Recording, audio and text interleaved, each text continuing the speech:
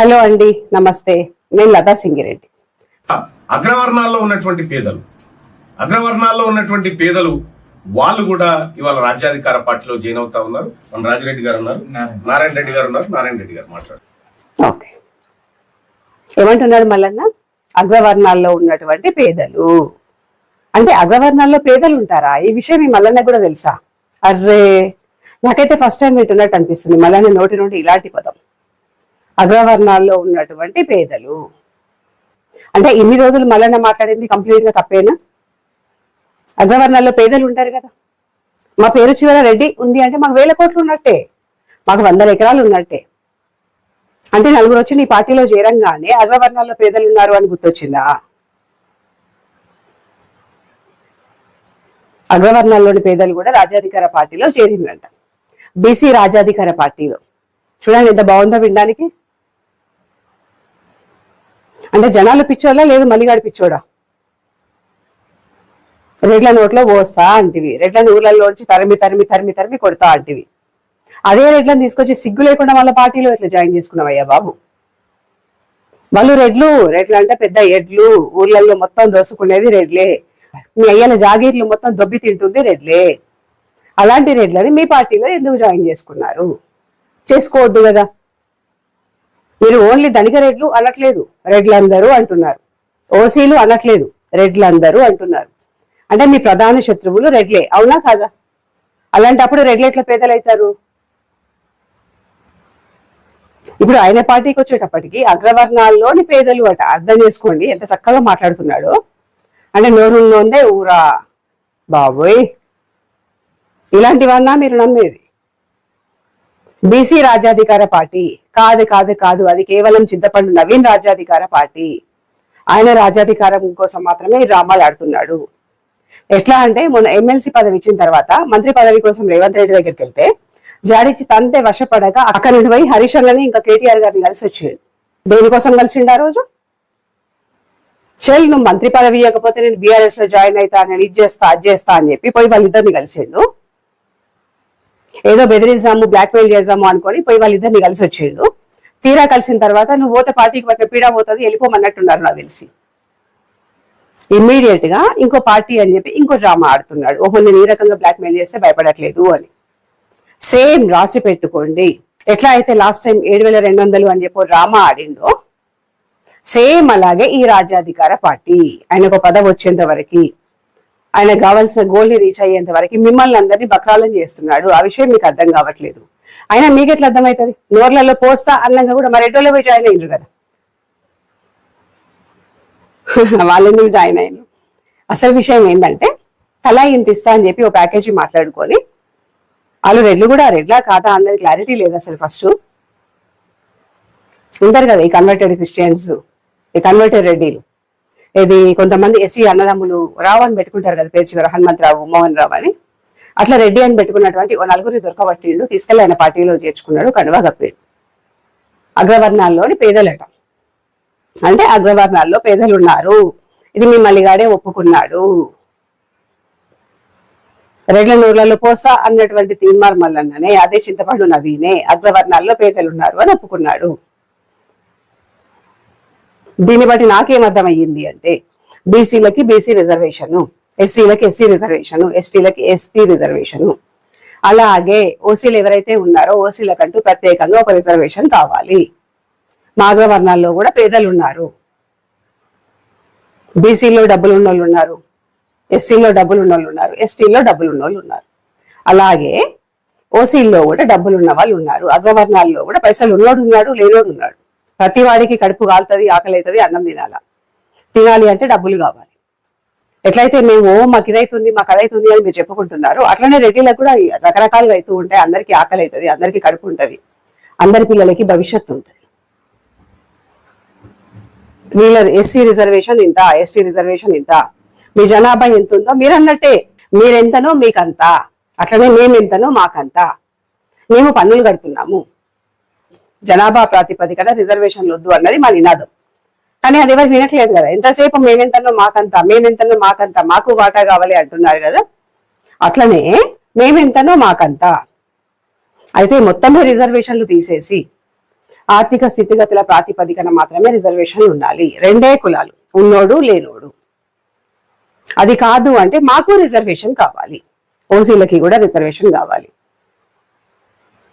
మా జనాభా సంఖ్య ఇంత అని గవర్నమెంట్ చెప్పింది జనాభా లెక్కలు. కాదు కాదు ఇంతే అని మీరు చెప్తున్నారు. ఒకడు 7.8 అంటాడు, ఒకడు 5 అంటాడు, ఒకడు 3 అంటారు, ఇంకొకరు 2 అంటారు, ఒకళ్ళు 1 అంటారు. రాను రాను అసలు రెడ్లే లేదు, ఒకరిద్దరు ఉన్నారు, మీకేం జనాభా, మీకేం సంఖ్యలు, మీ లెక్కలేంది అంటారు. అది కాదు, ఖచ్చితంగా లెక్కలు తేలాలా. ఎంతమంది ఉన్నారు, రెడ్లు ఎంతమంది ఉన్నారు, రెడ్ల జనాభా ఎంత, ఓసీల జనాభా ఎంత, దానిలో నుండి రెడ్ల జనాభా ఎంత, లెక్కలు వేల్చేసి ఖచ్చితంగా ఓసీలలో కూడా కడుపు మండుతున్న వాళ్ళు ఉన్నారు, కడుపు కాలుతున్న వాళ్ళు ఉన్నారు, ఎండిన డొక్కలతో ఉన్నారు. ఏ కులంలోనైనా అందరూ ఒకేలా ఉండరు. పోనీ ఓసీలలో చాలా మంది డబ్బున్న వాళ్ళు ఉన్నారు, మీకేంది అంటే వాళ్ళు ఏమన్నా తీసుకొచ్చి వీళ్ళకి పెడతారా? ఒకవేళ అట్లా పెడితే మీరే దగ్గర నుండి పెట్టించండి, మరి ఉన్నోడి దగ్గర తీసుకొచ్చి లేని రెడ్డికి పెట్టించండి. ఇన్ని రోజులు కై కై కై కై మన రెడ్ల మీద ఉన్నటువంటి ఎవరు తినవారు మల్లన్ననే, అదే చింతపండు నవీనే ఈ రోజు అగ్రవర్ణాల్లోని పేదలు అని చెప్తున్నాడు కదా. అంటే అగ్రవర్ణాల్లో పేదలు ఉన్నారు అని లాస్ట్ కు అలాంటి మనిషికి కూడా అర్థమైంది కదా. రెడ్లిది రెడ్లది, రెడ్లకి ఇవి ఉన్నాయి, రెడ్లకు అవి ఉన్నాయి, ఫార్మా కంపెనీలు రెడ్లవే, ఈ కంపెనీలు రెడ్లవే, ఆ కంపెనీలు రెడ్లవే, హాస్పిటల్ రెడ్లవే, తోకత్తుండ మనం రెండు కదా. అలాంటి మల్లన్ననే ఈ రోజు అగ్రవర్ణాల్లోని పేదలు అన్నాడా? సో అలాంటి పేదల కోసం మాకు రిజర్వేషన్ కావాలి. ఎవరి జనాభాని బట్టి లెక్కలు తేల్చేసి వాళ్ళకి మీ జనాభా ఎంత ఉంటే మీకు రిజర్వేషన్ అంత, ఎస్సీ జనాభా ఎంత ఉంటే వాళ్ళకంత రిజర్వేషన్, ఎస్టీ జనాభా ఎంత ఉంటే వాళ్ళకంత రిజర్వేషన్, బీసీ జనాభా ఎంత ఉంటే వాళ్ళకంత రిజర్వేషన్, ఓసీ జనాభా ఎంత ఉంటే వీళ్ళకి ఇంత రిజర్వేషన్, సపరేట్ గా మాకు రిజర్వేషన్ కావాలి. అన్ని రిజర్వేషన్లు పోను, మిగిలిన సంఖ్య ఏదైతే ఉంటుందో అది జనరల్లో పడేయండి. అది తెలివితేటలు ఉన్నాడు, టాలెంట్ ఉన్నాడు, వాడే కొట్టుకొని పోతాడు. అందరికీ సమానంగా వర్తిస్తుంది జనరల్లో పడేస్తే. ఉన్న కాడికి మీరే తింటున్నారు రిజర్వేషన్ల రూపంలో అని ఓసీలు మొత్తుకునుడు. లేదు లేదు మొత్తం ఓసీలో తింటున్నారు, మాకు రిజర్వేషన్లు సరిపోతలేవు, ఇంకా రిజర్వేషన్లు కావాలని మీరు మొత్తుకునుడు. ఇలాంటిది ఏం లేకుండా ఖచ్చితంగా ఎవరి సంఖ్య ఎంతనో వాళ్ళకంతా రిజర్వేషన్ ఉండాలా. మేమెంతో మాకంతా అన్నారు కదా, అలాగే మేమెంతో మాకంతా, రెడ్లెంతో రెడ్లకంతా, ఓసీలెంతో ఓసీలకంతా. అంటే ఇన్ని రోజుల నుంచి మాకు రిజర్వేషన్ లేదు కదా, అంటే మేము లేనట్టేనా? మా ఓట్లు జనాలకు అవసరం లేదా? మా పన్నులు గవర్నమెంట్కి అవసరం లేదా?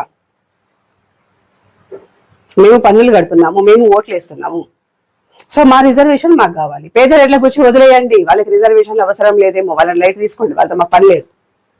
ఊర్లలో ఉన్నటువంటి పేద రెడ్లకి రిజర్వేషన్లు కావాలా? మేమెంతో మాకంతా, మాకంటూ సపరేట్ రిజర్వేషన్ కావాలా? ఇన్ని మాటలు పడుతున్నాం కదా, మేము పన్నులు కట్టి మీతో ఎందుకు మాటలు పడాలా? మేము మిమ్మల్ని అనే అవకాశం కూడా ఉండదు కదా. అప్పుడు మా రిజర్వేషన్, ఓసీ రిజర్వేషన్ అంటూ సపరేట్ గా మాది మాకు ఒకటి ఉంటే అప్పుడు మిమ్మల్ని బీసీలు అయ్యో మీ రిజర్వేషన్లు తింటున్నారు, కూర్చొని తింటున్నారు, పాడి తింటున్నారు అని మేము అనే అవకాశం ఉండదు కదా.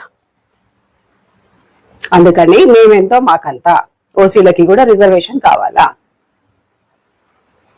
అగ్రవర్ణాల్లోని పేదల కోసం సపరేట్ గా మాకంటూ ఓసీల కోసం రిజర్వేషన్ కావాలా? ఎకనామికల్లీ వీకర్ సెక్షన్ కాదు,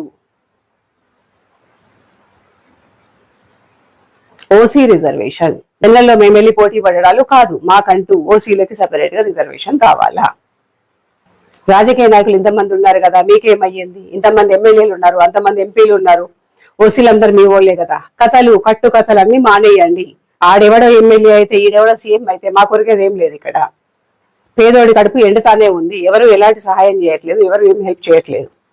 పేదోడు పేదోడే, ఏ కులంలో ఉన్నా పేదోడు పేదోడే.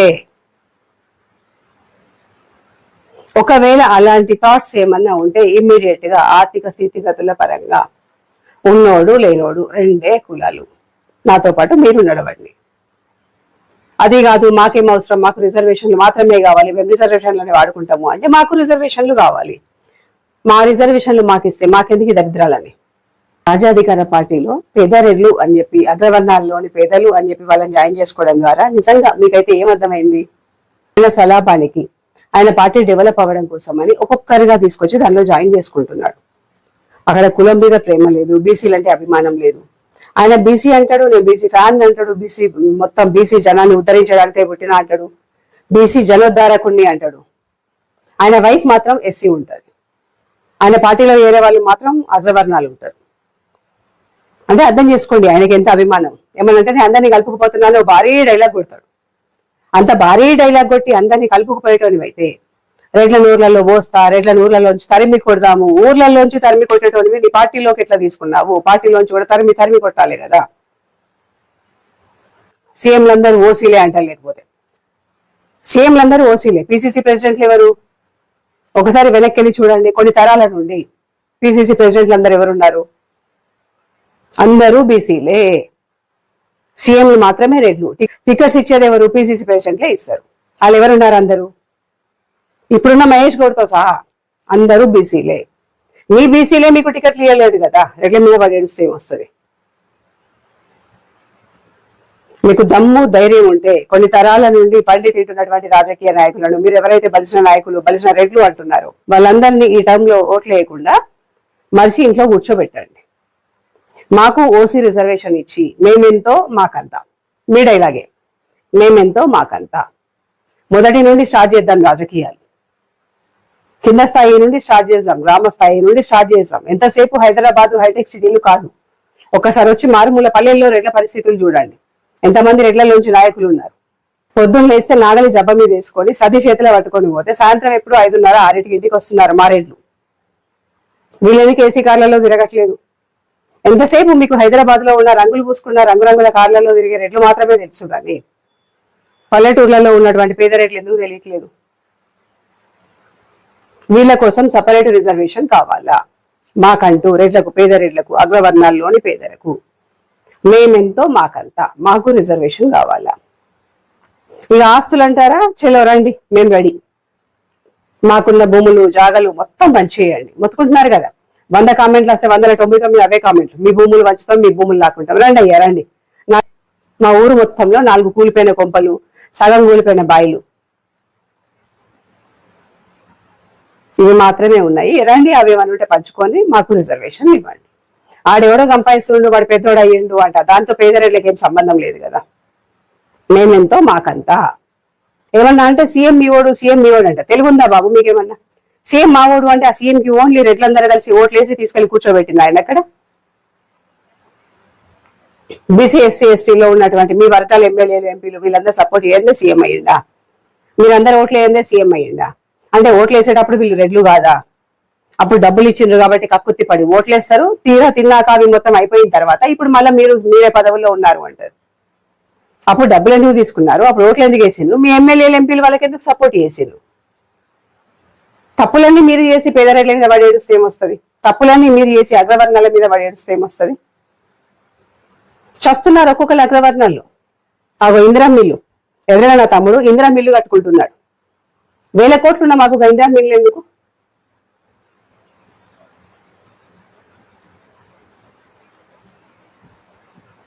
మేము తినాలి అంటే మేమే కష్టపడాలా?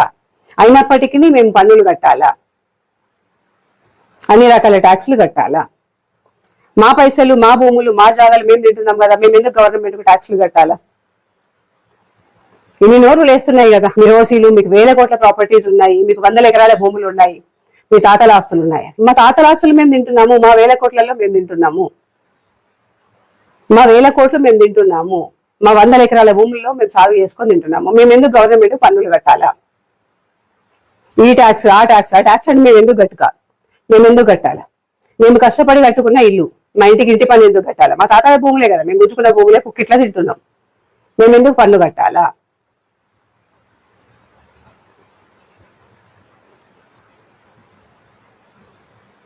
అంటే మేము కట్టే పన్నులు కావాలి, మేము వేసే ఓట్లు కావాలా? మేము ఎందుకు ఓట్లు వేయాలా? మాకేం అవసరం? మాకు రిజర్వేషన్లు వస్తున్నాయా? మా కోసం నాయకులు వచ్చి ఏమైనా చేస్తున్నారా సపరేట్ గా? మేము ఎందుకు ఓట్లు వేయాలి? మా ఓట్లతో మీకేం పని? మా పన్నులతో మీకేం పని? ఊర్లలోంచి ఎలా కొడతాం అంటున్నారు. వెళ్ళిపోయినాం అనుకోండి, మా భూములు మేము దున్నుకుంటున్నాం, మా తిండి మేము తింటున్నాం, మా ఇంట్లో మేము ఉంటున్నాం. అంటే మా ఓట్లు కావాలి, మేము కట్టే పన్నులు కావాలి, కానీ మేము ఊర్లలో ఉండొద్దు. వీళ్ళని తరిమేయాలా? ఇది వరకు పల్లెటూర్లు చాలా ప్రశాంతంగా ఉంటుండే. పొద్దున్న లేస్తే గౌడ వెళ్తుండే, ఆయన తాడి చెట్టు ఆయన ఎక్కుతుండే, మా పొలంలో మొలిసిన తాడి చెట్టు అయినప్పటికీ అది తాడి చెట్టు, ఆయన వృత్తి గౌడు కాబట్టి గౌడుని పిలిచి గౌడుకి ఇచ్చేస్తాం. మేము ఎప్పుడు మా తాడి చెట్టు మేము ఎక్కాం, చెట్టు మాది కదా అని మేము అడగం. మా పొలంలో ఇదే చెట్టు మొలిస్తే ఆయన వస్తాడు, కళ్ళు తీసుకుంటాడు, వెళ్ళిపోతాడు. మేము ఎంచుకున్నాం కదా, అది మాది, మా పొలంలో ఉంది కదా అది మాది అనము, మేము కొట్టేయం. ఆ రకంగా గౌలు బతుకుతా ఉంటారు. ఊరుకు సంబంధించి ఊర్లో ఏ రకమైన కట్టె పని ఉన్నప్పటికీ వర్రంగా వచ్చి చేస్తాడు. చేసినందుకు ఆయన డబ్బులు ఆయనకి ఇచ్చేస్తాం.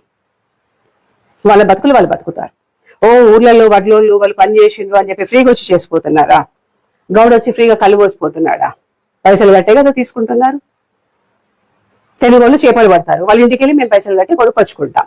వాళ్ళ కుల వృత్తి వాళ్ళు చేసుకుంటున్నారు. యాదవులు వాళ్ళ మేకల్ని వాళ్ళు మేపుకుంటారు. మేము వెళ్ళి మాకు అవసరం ఉంటే మా ఇళ్ళల్లో ఫంక్షన్ ఉంటే మేము మేకను గొర్రెను కొనుక్కొచ్చుకుంటాం. పైసలు ఇచ్చే కొనుక్కొచ్చుకుంటాం, పుక్కిట్లేం తెచ్చుకోవట్లేదు. ఇలాగా చాకలి వాళ్ళు ఉంటారు, వాళ్ళు వస్తారు, బట్టలు తూతారు, నెలకింత అంటే వాళ్ళకి అందిస్తాము, తీసుకెళ్తారు, అయిపోతుంది. అలాగే రెట్లు ఏం చేస్తారు, వీళ్ళ వ్యవసాయం వీళ్ళు చేసుకుంటారు, పొద్దున్న సాయంత్రం వరకు కష్టపడి పని చేసుకుంటారు. లేదు టాలెంట్ ఉన్నాడు, తెలివి ఉన్నోడు అయితే, 4 ఎకరాలు ఎక్కువ ఉన్నోడు అయితే పైసలు ఇస్తాడు, 4 పనులను పెట్టుకుంటాడు, పని చేయించుకుంటాడు. ఈయన కూడా ఎండలోనే ఉంటాడు, గుర్తుపెట్టుకోండి. ఊరికనే పైసలు ఇస్తా అంటే ఈ రోజుల్లో ఏ పనులు పని చేయట్లేదు, అక్కడ నుంచొని అదే ఎండలో చెట్టు కిందనో ఎక్కడో నుంచొని పని చేయించుకుంటాడు, వ్యవసాయం చేసుకుంటాడు. పనులు రాని రోజు నాగలి పట్టుకొని దుంతాడు, చెట్లు మందు వేసుకుంటాడు, మందు చల్లుకుంటాడు, కలుపుంట తీస్తాడు, పంట కోసుకుంటాడు, తీసుకొచ్చి ఇంట్లో పెట్టుకుంటాడు. అంటే ఇవన్నీ ఊరికనే అయిపోతున్నాయా? రేట్లు కదా భూమి ఉంది అనగానే ఆ భూముల్లో పుక్కిట్లో పంట పండి వచ్చి ఇంట్లో ఉంటుందా? లేకపోతే పంట పండక ముందే పైసలు ఇచ్చి కొనుక్కుపోతారు ఆ పంటను? ఇవన్నీ అంటే వడ్లోళ్ళు వడ్ల పని చేసినట్టు, కుమ్మరోళ్ళు కుమ్మరి పని చేసి కుండలు చేసుకున్నట్టు, యాదవులు వాళ్ళ పని వాళ్ళు చేసి గొర్రెలు కాసుకున్నట్టు, గౌడు ఆయన పని ఆయన చేసి కళ్ళు గీసుకున్నట్టు, రెడ్డి ఆయన పని ఆయన చేసి పంట పండించుకుంటాడు. ఇక్కడ పెద్ద ఎక్కడ తక్కువ ఎక్కడ నాకు అర్థం కాదు. పల్లెటూర్లలో ఎలాంటి తారతమ్యాలు లేవు. వచ్చిందల్లా బలిసినోళ్ళతోనే వచ్చింది. ఒళ్ళు బలిసి కండకావరం ఎక్కువై కొట్టుకుంటున్నారు నా కొడుకులు. ఈ లేసే ఏషాలతోటి వీళ్ళకు చేతగాక వీళ్ళ చేతగాంతనాన్ని జనాల మీద రుద్ది కులాలు కులాలు కులాలని కులాల కుంపట్లు పెడుతున్నారు. ఇదిగోండి ఈరోజు ఒక బీజేపీ జిల్లా అధ్యక్షుడు ఉరి వేసుకొని ఆత్మహత్య చేసుకున్నాడు. ఇది కారణం ఎవరు? ఇన్ని రోజుల నుంచి కులాల గొడవ ఎందుకు రాలేదు? కులాల టాపిక్ ఎందుకు రాలేదు? ఇప్పుడు ఎందుకు కులాలు వస్తున్నాయి? దీంతో ఏమైతుంది అంటే కుమ్మరైన కుండలు చేయట్లేదు, చాకలైన బట్టలు ఉతకట్లేదు, మంగళాలు షేవింగ్ చేయట్లేదు. వీళ్ళందరూ కలిసి మైకులు పట్టుకొని కులాలు కులాలు కులాలు మాకు రిజర్వేషన్ల నూర్లు పట్టుకొని తిరుగుతున్నారు. ఎవరికి లాసు? వీళ్ళ వల్ల వాళ్ళకే లాసు. గవర్నమెంట్ అయితే మాత్రం ఎన్ని రోజుల రిజర్వేషన్లు ఇస్తుంది, ఎంతని రిజర్వేషన్లు ఇస్తుంది? మీ పనులు మీరు చేసుకుంటూ గవర్నమెంట్ ఇచ్చేటువంటి రిజర్వేషన్లని వాడుకుంటూ ముందుకెళ్తే పైకి వస్తారు. తండ్రి ఇట్లే పని చేసుకుంటూ పిల్లల్ని మంచిగా చదివిపించి ఆ రిజర్వేషన్లు వాడుకొని మంచిగా చదివిపించి వాళ్ళ ప్రయోజకుని చేస్తే తద్వారా ఫ్యామిలీ మొత్తం సెట్ అవుతుంది కదా. మీరు మీ పనులు మానేసి స్టిల్ రోడ్లు ఎక్కుదామంటే ఎక్కువ రోడ్లు ఎక్కువ, ఎవరు రోడ్డు మీద పడేది? మీరే పడతారు. Thank you.